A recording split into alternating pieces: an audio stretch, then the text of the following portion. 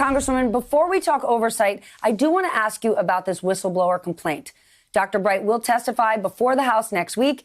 You were Health and Human Services Secretary. Assuming he confirms everything in the complaint, is there anything you can do about it?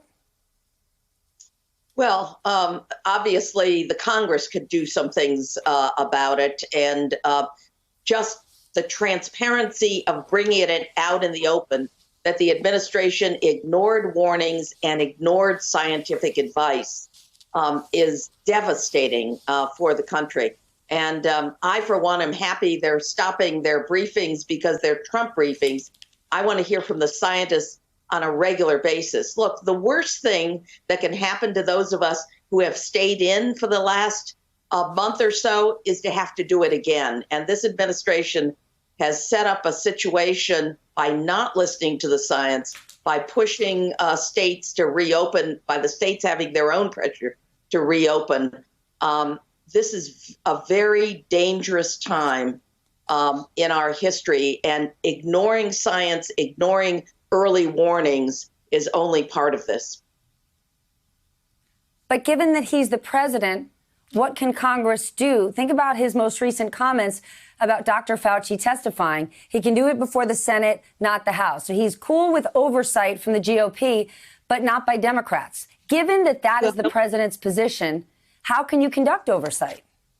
Well, for one thing, we could subpoena Dr. Fauci to come to the House to speak. We are a separate branch of government.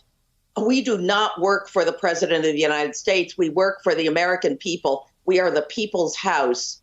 And of course, we can get the correct information, and certainly we could issue a subpoena. Whether we will or not is to the Democratic leadership. It's up to the Speaker and the chairs of the committees on whether they actually want to do that.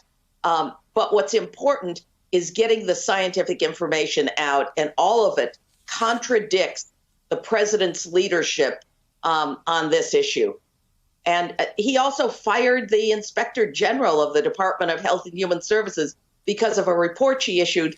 I read the report. It was so even-handed. I don't know how anyone could have objected to it. Well, let's talk about your new role on this oversight commission. What is the committee's exact responsibility?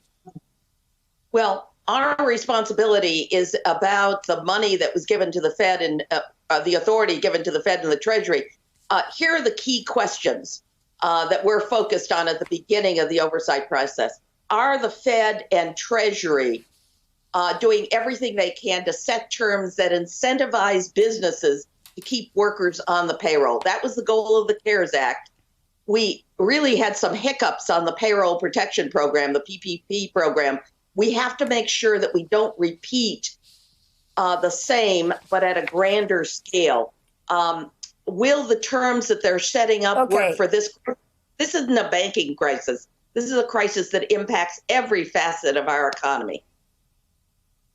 If that's what needs to be done, what's happening right now?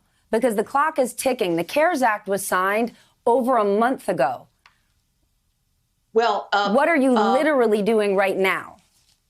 Well, I'll tell you what members are doing. We're waiting for the chair to be appointed by Majority Leader McConnell and Speaker Pelosi. So hiring staff and doing the kinds of things, the analysis you would normally do.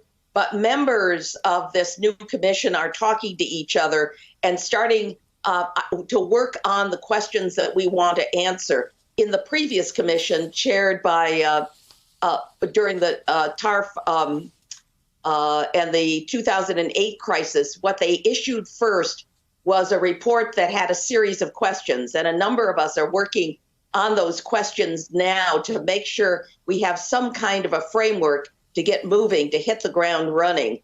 But we can't meet until chair. So that's actually my question. What's the holdup? Without a chairperson, without the Senate moving forward, you can't actually do any of this, and you don't have any funding.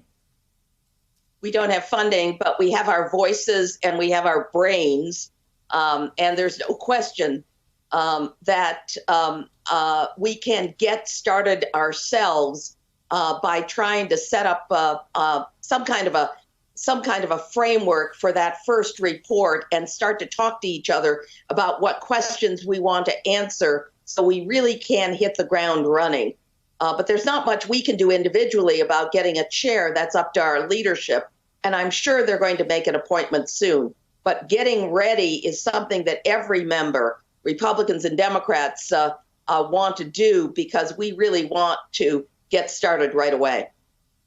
Hey there, I'm Chris Hayes from MSNBC. Thanks for watching MSNBC on YouTube. If you want to keep up to date with the videos we're putting out, you can click subscribe just below me or click over on this list to see lots of other great videos.